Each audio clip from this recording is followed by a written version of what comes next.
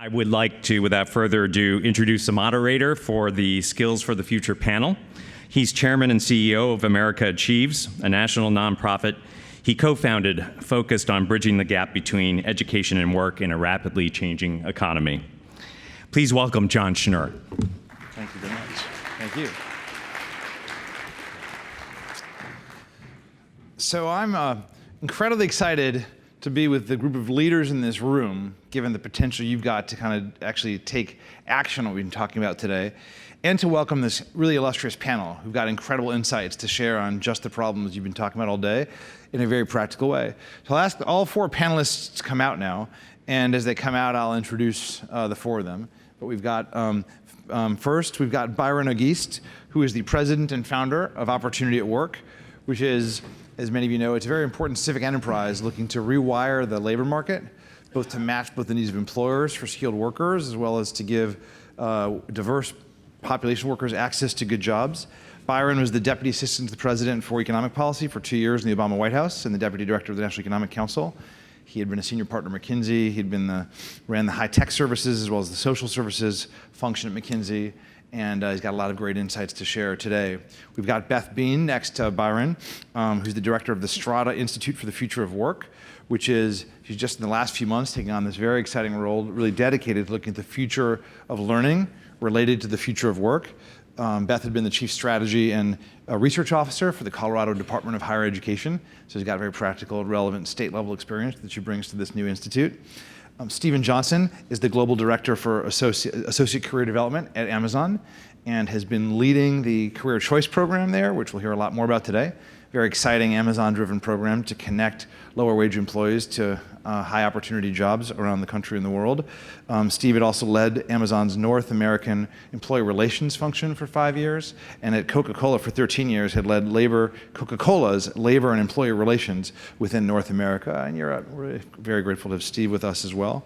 And last but not least, we've got Ananth Kasturi-Raman, who's the CEO and co-founder of Skillist, which is a very new, exciting social enterprise looking at skill-based hiring, connecting employers with job seekers. And he's had a great background at the University of California, Riverside, KIPP, and Bain as well. And so what I'll tell you about this panel very briefly before I begin asking them questions is each of the four of these leaders and panelists has been practically at the cutting edge of looking at how to connect a diverse population with high demand jobs directly linked to employers. We've talked a lot today about the need for that, about how do we help make sure in this economy as jobs are getting created and you got employers with shortages in many cases, but you got a lot of people stuck in low wage jobs. How do you connect these two phenomenon? And these four panelists have been at the cutting edge of that. They've got a lot of very practical insights about what they've learned in their work. I think is relevant to the leaders around the room, who are around the country, who are really trying to make this happen at scale everywhere. So I'm really glad to be able to go in depth and learn from them today. We'll start with Stephen Johnson. And as I mentioned, Steve has led the career choice program at Amazon. Steve, tell us about the work that you've done over the past few years. Concretely, what's the work you've done? Why has Amazon done it? And what are the couple of the biggest challenges you faced along the way? Sure. Thanks, John. Good afternoon, everybody. As John said, my name is Steve Johnson. I globally lead Amazon's Career Choice Program, which is a program that is focused on our entry-level employees around the world and their ability to upskill through education, primarily originally through Amazon prepaying tuition for employees to be able to go back to school and gain either a vocational certificate or associate's degree in an in-demand field within their local community. The program originally started in 2012 as essentially a scholarship program for Amazon prepaying tuition. And as the program has continued to evolve, we realized that for our associates, many of whom are entry-level employees, relatively low-skilled in our warehouses, they have not really thought about career development. They've not really thought about what a career path might look like. And so there were several barriers along the way for our employees to be able to successfully not only engage in education, but successfully complete and then transition into that in-demand job. And the programs we fund lead to careers potentially at Amazon, but also to careers that would be outside of Amazon. And so we now look at ourselves as really that type of barrier reduction function, at least within my team. And so there are several unique things that Amazon does within its career choice program. Most notably, we built classrooms inside our warehouses to be able to bring education to our associates so that we are meeting the needs of what are non-traditional students. Secondly, we look at it from an in-demand career perspective, and we really focus on vocational certificates and associate degrees so that we're concentrating on that middle skill that we're all here talking about specifically. And third, and this goes into a lot of the work that my team has been working on over the course of the past year, is trying to develop a life cycle of upskill within our employees. And so at Amazon, we think of ourselves, yes, we are a large company and we are a large consumer of talent, but we also view ourselves on the supply side of talent within the local communities where we operate. And so what we try to do is create a life cycle where we are hiring large numbers of entry-level employees to work in our fulfillment centers. We're offering them the empowerment to think about what a career path and what they might be passionate about and get the educational needs to be able to move into that career path. And then on the back end, we look now and are actually working with employers who are hiring those skills in local communities to be able to then simplify the job placement process of our associates to be able to move them from successful graduate of an educational program into job transition that actually results in a middle skill, higher wage job than where their current career path might sit within Amazon. Steve, so Amazon has made a very significant investment in the development of associates at scale. And the outcomes you're looking for are for most of them to complete high-quality career line programs and take on good jobs in other companies. Some of them at Amazon, but many of them in other companies. Yes. Many people would hear about a company doing that and they, well, why in the world would Amazon do that when people are going to go off to other companies? What's behind it, and why? And to what extent is it a model that you think other employers ought to pick up? Sure.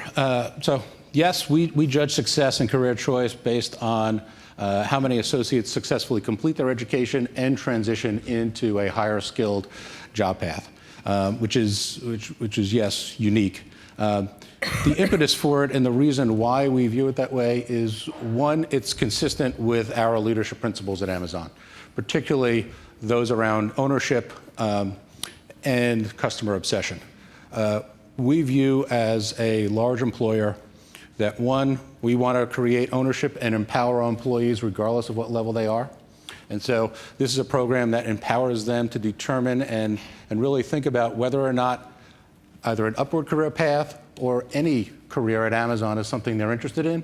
And if not, and they're interested in and they're passionate about something else, to pursue that passion, and we would help facilitate that. We think that also, just from an Amazon perspective, it also fosters our customer obsession, where we have associates who are committed to our customers for the time they're here, and also as they leave Amazon and graduate to Amazon customer in their local community, also fosters that obsession. We believe that having entry-level employees who may not be completely aligned with our mission long-term, to be able to provide them that path to be able to pursue something that they're passionate about, and that's better for our customers long-term. We'll come back on more specifics in a few minutes. Beth, Bean is here, and we've had the employer perspective, but now on the student perspective, when you think about the demand for this, you got employers, you've got changing needs that are looking for a lot of shifts from education training. We've got students who now have different perspectives on what they're looking for from education and training and how well it's helping them accomplish their career goals. You've been involved in some very significant research on this. Give us the student perspective. Great, thank you, and good afternoon, everyone. I'll provide a little bit of context around Strata Education Network, which Joel did earlier, but specifically, we recently launched the Institute for the Future of Work, which is really looking at the current landscape of work, the future of work that we've talked extensively about at this conference, what that means for working adult learners, knowing that we have to have lifelong learning throughout our lives, and then what does that mean for the future learning ecosystem. So with that, Strata has also done a partnership with Gallup, And so over a 2-year period, we have interviewed over 250,000 individuals. That includes over 32,000 students at 43 institutions, and really trying to understand the student as an education consumer and what their needs are. So students are very much aware that skills are kind of the new currency to obtain a job. And what we have found is that 1/3 of students feel they have the skills they'll need to be marketable on the job and then also in the workforce and be successful. So that perspective changes if you ask employers. So 11% of employers that we talk to feel that the recent college graduates do not have the skills that they need for the workforce. That also changes if you talk to chief academic officers at an institution. 96% of chief academic officers believe they are preparing students with the skills needed for the workforce. So we have definitely a disconnect going on here, and we really feel that skills and being able to translate skills is kind of the Rosetta Stone to bring all these together to have students be successful in the workforce, to have employers hire students that they need. And what else on the student side, as you look at the research on the student perspective on this, what more have you found that as people around the room who are trying to make sure they're both getting people skilled up for the jobs of the future, but also meeting students where they need and where they want? What else have you learned about the student perspective and what they're experiencing today? Sure. It depends for students on the confidence level that they have varies by major, which is really interesting. So actually, if you're studying a public service degree such as social work or education, those individuals have more confidence that they'll be successful in the workplace. Individuals that are getting a liberal arts degree are a little bit less confident. It also varies by age. So non-traditional students are more confident that they're getting the skills that they need. And then, they just want to be successful, and they're really looking to employers and also to institutions to kind of help them to tell them what they're going to need for the future. Thank you. Ananth, you've launched a very exciting startup, and tell us about why you've done this, the work you've done so far, and what the biggest challenges are for you. Yeah, absolutely. And thanks, John. Before we start, just wanted to quickly thank Maria and the JFF team. I think as an early stage startup, it's truly an honor to be up here, be able to share our perspective and what we're learning, and just humbled to share the stage with these panelists. Skillist is a hiring platform that connects employers in need of entry-level professional talent with relevant, often overlooked job seekers, like the tens of millions of American adults without 4-year college degrees. We do this through our skill-based identity-blind application process that allows job seekers to showcase what they actually know how to do instead of where they come from. We're focused primarily on jobs that are indexed heavily on what's known as soft skills or professional skills, roles in customer service, sales, administration. And so the reason we do this, fundamentally, we've heard a lot of data today about the employment gap, the skills gap, the fact that there are now more open jobs than there are job seekers actively on the market. Fundamentally, we believe that there's a huge communication gap that's happening, and that the paradigm of the 4-year degree and the resume being the filter or the entry point of talent is a bottleneck that's keeping a lot of companies and job seekers from connecting. So our goal really in landing on the soft skill heavy jobs, we went out and talked to a lot of companies and asked them why it was that they felt they needed a 4-year degree for entry level roles. And frequently they would come back and say, well, we know how to look for a license in something, or we know how to look for a certification, to be a technician or to be a nurse, but we may not know if someone has the skills, if they'll be professional, if they can work in a team, if they're going to show up on time, if they can communicate effectively. And so the 4-year degree is a good proxy for that. The deeper that we got into the work, my co-founder Caroline and I have both spent time in other parts of the access to opportunity spectrum, in sort of college access, in higher ed, and career services. Just felt like that wasn't quite it. And basically, if you could actually, the paradigm we landed on is if you could actually help an employer articulate the skills they're looking for, and take that back to applicants and let them actually apply them based on the skills they have, you could move away from that paradigm. And so the way our platform works is we work with employers to identify the skills they actually need in their open roles. And we, on our platform, create customized skill-based application processes. So when an applicant goes onto our platform, they apply by providing examples of the skills they have as opposed to uploading the resume they've already created. And it's mobile-friendly, intuitive, and a lot easier to use. So that's kind of what we do and how we got there. In terms of some of the challenges we're seeing, I think, first, as a startup, sort of classic marketplace problem of supply and demand. we've chosen to aggregate the supply and demand of skills by really indexing heavily on a partnership strategy. So thinking a lot about the employers we work with as partners in work. So finding employers. We don't work with Amazon yet, but Amazon would be a great partner in the way you're thinking about this, right? And the critical need. We'll talk later. Absolutely. Looking for employers who are really thinking about providing career advancing opportunities, who realize that their current talent strategy may be missing out on a lot of people and are open to moving away from the traditional 4-year degree requirement. Working with them and really deepening relationships and partnerships with them. It's not a transactional job board where we scrape the internet and post jobs. We think that's really critical. And on the other side, we create partnerships with workforce development nonprofits, with community colleges, making sure that we're providing opportunity to their students. So that's part of how we're trying to solve that supply and demand challenge, is regionally creating these partnerships and networks. And then the other piece is, I think a really big challenge of what we're doing is the resume is a really entrenched part of how companies identify talent and how people apply. And so we're doing a systems change solution, right? And so I think for us, it's been really important to understand how we can fit into how both employers and job seekers operate and how to make this feel accessible. So part of what our platform does is actually generate skill-based resumes that can fit into existing ATSs, that recruiters know how to review and work with. It's different. It contains skill examples, but it still looks somewhat familiar. On the other side, kind of meeting job seekers where they're at, understanding what format will work for them, how they can engage deeply, is something that's really critical to us, and making sure that we're sort of human-centered on both sides of the product. Thank you, Nath. We'll come back to more specifics on that in a few minutes. Byron, you made a decision. You left the Obama White House to found Opportunity at Work and to focus on just this issue in a very entrepreneurial, large-scale sense. Like, what's the work you've been doing in this? Why is it important, and what have been your biggest challenges so far? Great.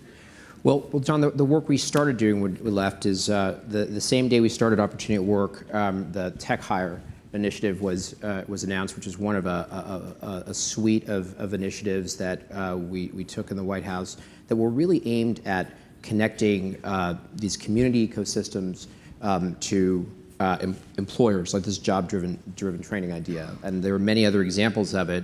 But I thought Tech Hire was very important because Tech Hire aimed to close the loop. So in other words, it wasn't just training, it was hire. It was all the way to employment. And I think we've worked with a number of communities and learned a ton, and like what communities can do even without technology, but just on purpose when employers and educators and others who know the community really kind of work together, and we've helped facilitate that. We've learned from it.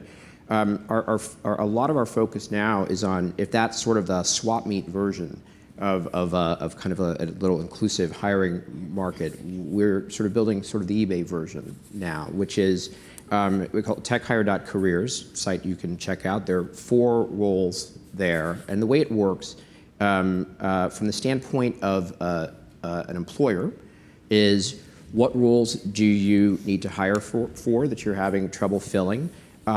If you have a way of validating people based on skills, and Anant gave some examples there. We are working on information technology jobs right now, but there's no reason this can't apply to other skilled jobs, and most jobs are in fact skilled jobs. And so I think Anant's examples are great ones. But and what they have to do is really say, here's the places and the roles that we'd be willing to hire for this way, and that gives you. And if you have a lot of employers doing that, right? And we have sort of hundreds of employers working with our local partners and more on the platform, then you start to get a real demand signal for inclusive hiring. You might have 1,200 jobs employers are looking and are willing to hire for this way, let's say in Austin or something. And that is a real motivator because you can actually then, a market can't function well without a good demand signal. And if you could fix the labor market dysfunctions from the supply side alone with just more training and more STEM, it would be the first time in the history of markets that had ever happened.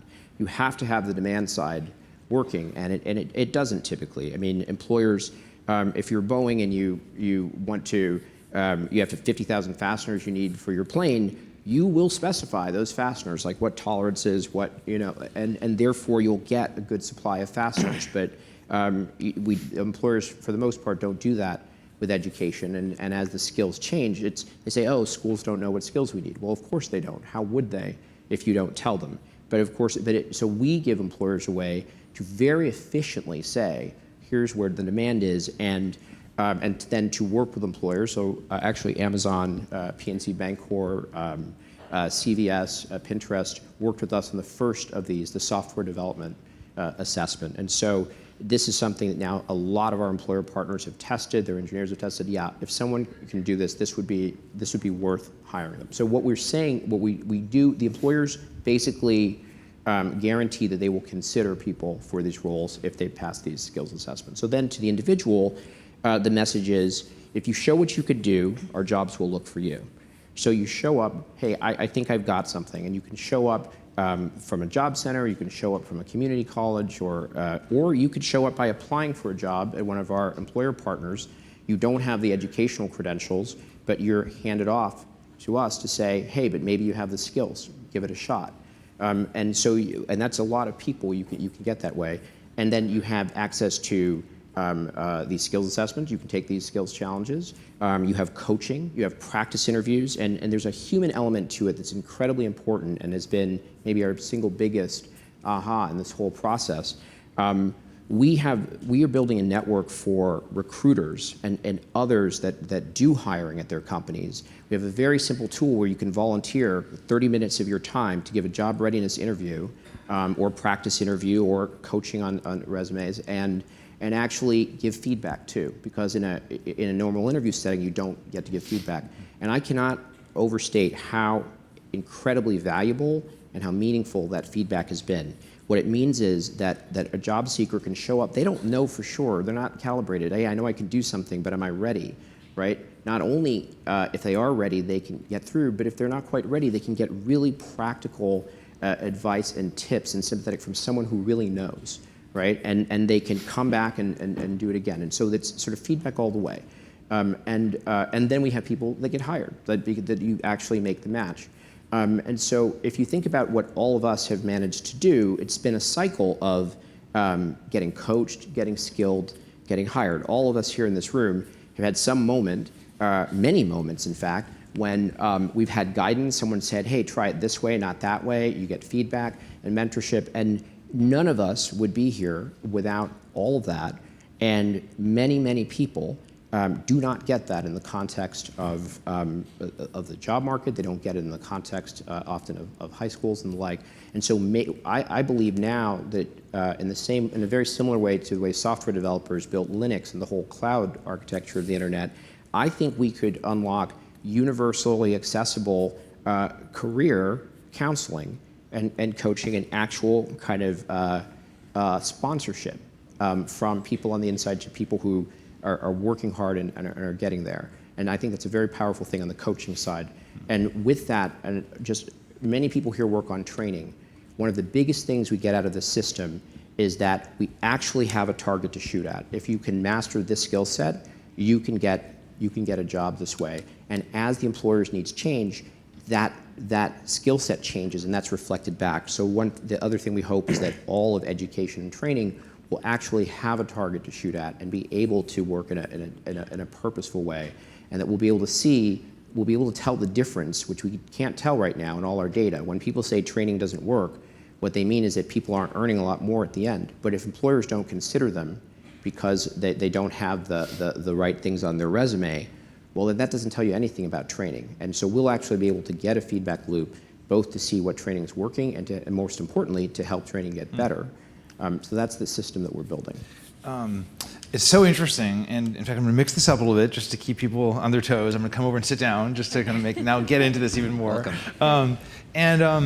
So the three programs, initiatives that are on this panel, separate from the Institute and the research, are all engaging employers, or in some cases, you are an employer, deeply in different ways to better define what the skills are, what's needed in order for good jobs, and trying to create almost a bridge between the employer needs for jobs and a diverse population, which is key because we've got this gulf, of course, right now between we've got 6 million unfilled jobs, we've got more jobs than jobless, we've got employers struggling in many cases finding people in IT, advanced manufacturing, healthcare. On the other hand, we have a lot of low-wage workers who don't have the ladders to get into good jobs, and so you got these two things at the same time. Of course, gosh, I can't find enough people, and you got people who are otherwise stuck in low-wage careers. So you've got this gulf. One common theme here is you've got employers stepping up with help in many cases to better identify those jobs and competencies and bridge that. I'd like to go into a bit the how of that and what you're learning about what that takes to do that effectively, so that people in the room who are, some of you may be doing this, some of you may be thinking about how you might do this, can learn from your experience. Steve, I might start with you. What has been, if you start a little bit, but what has been most challenging in this so far, and what do you, as an employer, most look for from the education and training sector in order to help address what you and the other employers are seeing are as big workforce needs? Sure. From the education and training sector specifically, I think what's most challenging for career choice, both within the United States and globally, is really what I would consider to be a lack of agility and flexibility within the system itself. And so for us, as an example, across our system, we deal with, either through payment or education directly bringing it to our students, over 1,400 educational institutions across 13 countries. And so the ability to create a simple, flexible system that allows our employees to enter education, complete, and then enter job transition is our biggest challenge. A good example of that is our second most popular job area for study at Amazon's Career Choice program is healthcare, which does not lead to a job at Amazon. And within that, licensed practical nursing is one of the most popular programs. When you look across the spectrum of community colleges and educational institutions, the curriculum requirements for licensed practical nursing, and we've done this study, is 98% the same regardless of what community college you go to, anywhere in the country. However, the flexibility of a particular community college to offer licensed practical nursing, much less come to an Amazon fulfillment center and offer it as a program at our fulfillment center for our employees off shift who also are working full-time jobs for Amazon, to then place them into a clinical externship for them to be able to complete their education and then for job transition is extremely challenging. And it's probably the working with the educational system is what my team spends most of its time trying to do, bring education to our employees. And so as we look at things like partnerships, we are looking for educational partners who can offer that flexibility and agility across the 35 different job fields that we believe are in demand and offer prepayment for and tuition assistance for. And then also, the much easier conversation we normally have is with employers on those who are looking for talent to hire our graduates. Our graduates have already worked for Amazon for at least a year, so they have a lot of the soft skills that you were describing in terms of the ability to work in a team. They've met Amazon's performance standards for more than a year in their role. But then from a challenging perspective with the employers look at career choice at Amazon from their own consumption perspective. And so having the conversation where we were really trying to look at how do we create employers' engagement within a system to ensure that the educational system is providing training and skills necessary that then can create this ongoing cycle of upskill and actual employment is where I think the biggest challenges for us and our ecosystem lie, and those are the barriers that we're trying to address. John, can I just Please, build on that? Byron, Because I think Steve described that very well, but part of it, there is a translation problem, right? And between education and employment. Part of the reason, I think a lot of the inflexibility you're talking about is a real fact. But part of why it's so difficult is because there's a translation problem between employers and you. You speak the same language as other employers. I think when an employer of your stature actually goes out and draws in other employers to do it, it's incredibly effective. It's more effective than anything. It's more effective than any randomized trial, studies, and you show them the ROI. Way more effective for a peer employer to say, hey, we're doing this, would you do it with us? And it's going to make a difference. So I think that leadership is incredibly important. I just want to describe one of our early pilots was in Delaware. It was when Jack Markell was governor then, and he had been trying to do something like this for, in Delaware to bring more IT jobs and whatnot. And it was very interesting. He convened, and we spent 3 hours. The employers in the room represented at the chief HR officer or CTO or CIO level represented about 60% of the IT employment in the state of Delaware. I mean, it was really had all the big, not just, it was mainly banks, right? But then hospitals and everyone, and all the schools, and the folks trying to do the coding boot camp and everything.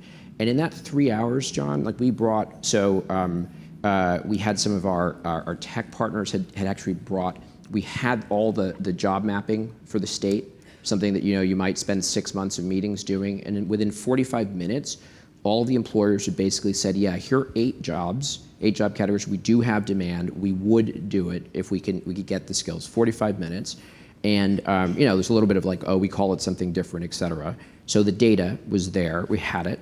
The schools all heard this, and there was a little bit of a well, that would be great for our quadrennial curriculum review. But then the governor's in the room who says, did you hear how many, they have jobs now. So this isn't about 4 years from now. This is about, can you give me 4 months? How about 4 weeks, right?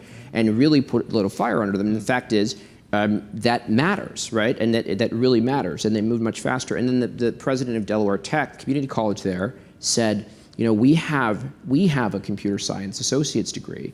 And we just graduate about 40 people a year, but honestly, only about half of them get jobs in the field, and none of them get jobs with the banks. So we'd like to do better. How can you help us? Why don't you hire at Delaware Tech? And you could see a lot of the employers sort of open their mouths to say something, and they realized that they hadn't thought about that question 12, 15 years, right? And that they weren't up to date on it. And so what was agreed is that JP Morgan Chase and Capital One would basically, on behalf of 60 other employers in Delaware, work with Delaware Tech. Turns out most of their curriculum was pretty good. Where they were really behind was statistics, databases. It was a very specific thing that then Capital One worked with them, upgraded it, and within 6 months, they were hiring at Delaware Tech, right? The employers were.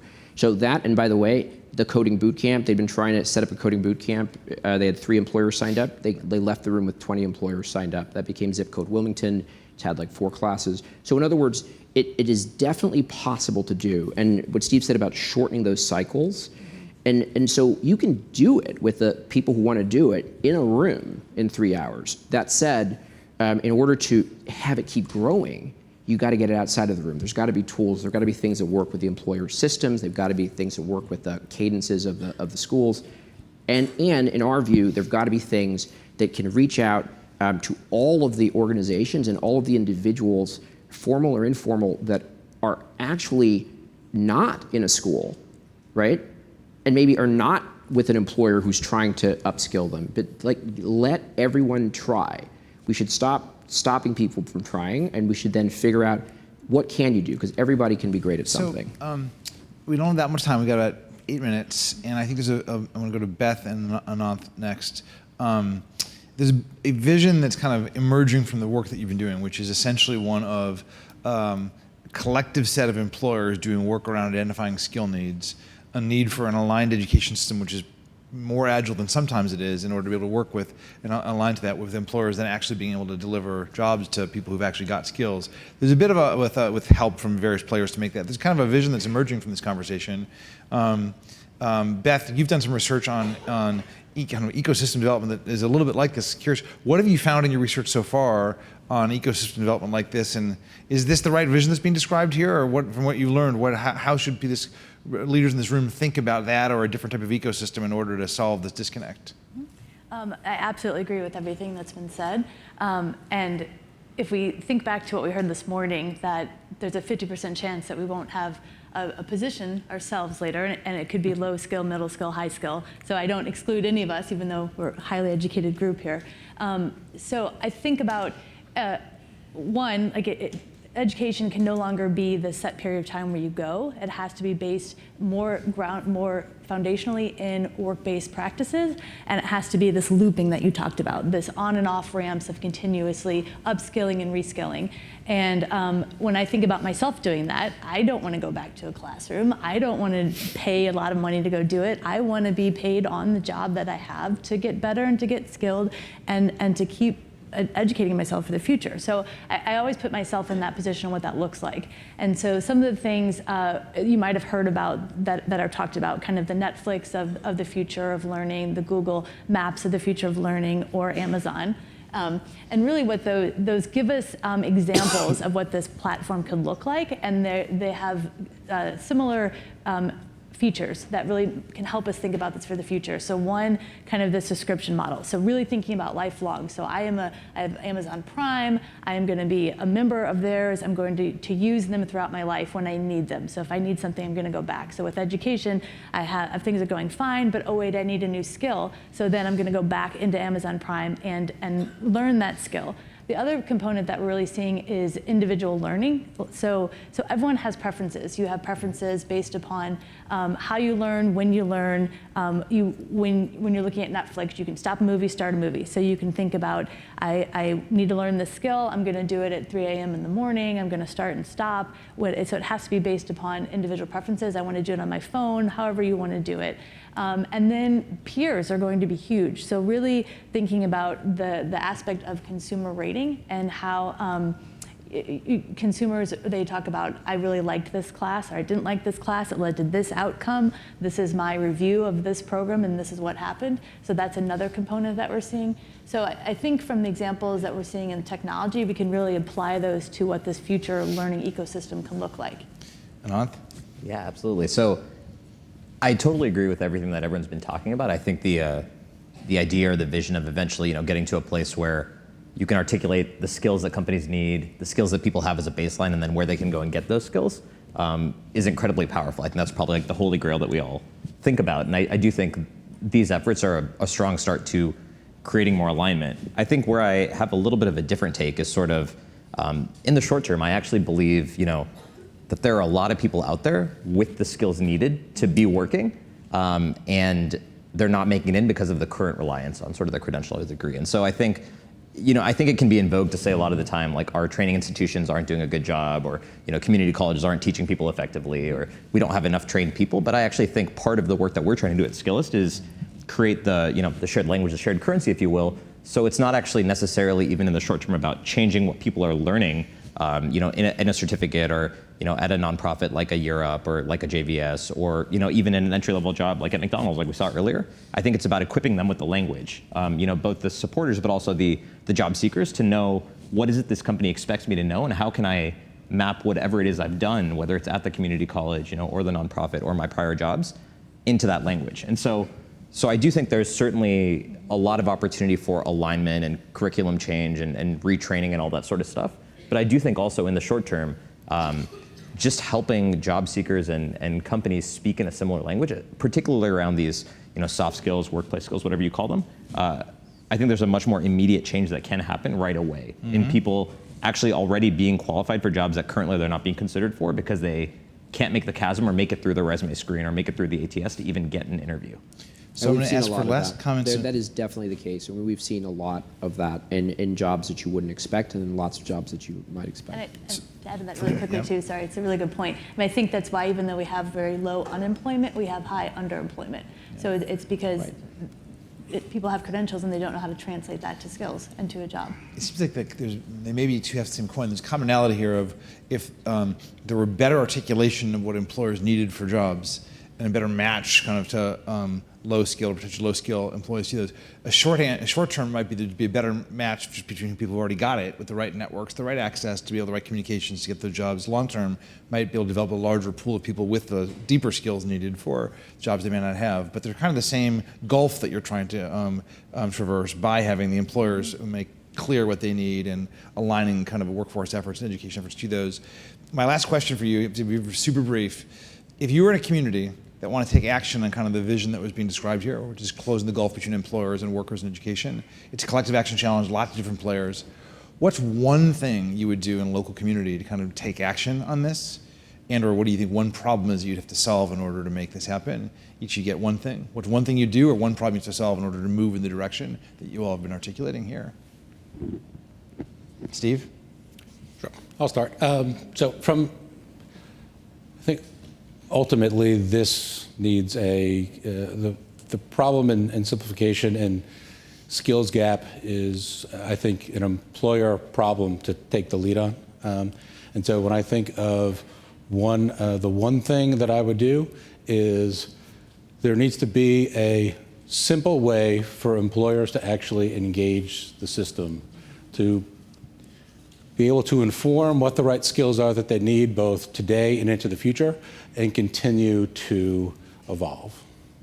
And I think you see that in several states that's happening, either at early stages, and some states are further along than others. It's certainly, when you look at several European countries, the way when you look at successful skill development and workforce development education models, they've generally been employer-driven. So we need a collective employer-driven effort here. Ananth? Yeah, I guess to kick things off, what I would probably do is, get a bunch of chief HR officers or talent acquisition officers in a room, and also bring in a bunch of tremendously talented, sort of underqualified job seekers. Just have them interact. Have the companies articulate what it is they're looking for. Have people share their stories. Just catalyze and show that there is this sort of ecosystem, and then I'd get them all on the skills platform and start skilling up. So, Byron? Well, I'm going to assume we have those two things now. And so then I think we've got those two in place. Then I think the big thing you want next is a way when people bounce off that system, like let's say, because I think a lot of people do have the skills, but those who don't have the skills, what exactly skills don't they have, right? And then a bit of pay for success oriented sort of funding to actually help anyone who can rapidly upskill them, right? Not to like go back 2 years, 4 years, but to fill in that gap and get them to the next level back into that system. There should be money to do that. Beth? And I would challenge all of you to kind of live what we're preaching and for us to live what we're preaching. So even when I was at the Department of Higher Education, which coordinates institutions, when I hired people, I removed credentials as a requirement, and I really tried to look at skills. That's hard to do. It's a cultural shift. And so really try to just live what we're saying here. And there's hundreds of people in this room that could do that. Exactly. Hundreds of people in this room could do just what Beth said. That's my closing comment, which is what we've heard today is there's incredible need and opportunity for a collective action effort and challenge. There's probably no one in the country better positioned than the people in this room and communities around the country to actually bridge these goals with employers, with educators, with kind of the intermediate organizations that need to pull this together to take these steps. And so I know for every organization that all of us in, it is often easiest to keep doing what our organization has set out to do and keep doing it. It seems like what one of the things we're hearing from this panel is that if we're going to bridge this gulf, it's going to take a smart, results-oriented, collective action effort that many of you have begun to engage in order to bridge this gulf, inspired by the experience and the vision that all you have shared. So why don't you all join me in giving a hand for this really extraordinary panel?